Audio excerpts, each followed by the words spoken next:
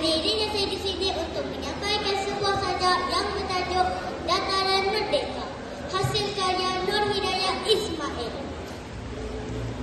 Di situ sejarah berpijak, bunyi bertentu, laga perwira, keris dihunus, bilah kata diasah tajam, dan jiwa sudah beradu takdir. Mata harapan mengintip peluang, merangkak diselit susur tawakal, berjalan di segenap denai juang berlari, gah di dataran merdeka. Di sana kenangan merebak aromanya, bicara sering meluncur di udara.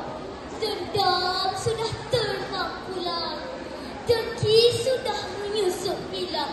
Hanya saja peluh negara melimpah wangi di dataran merdeka.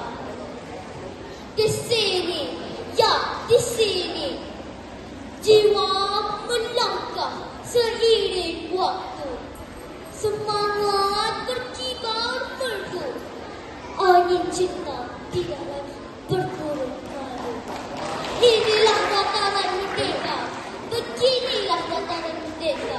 Benar, di sini dataran merdeka, menjulang karya emas kesatria negara.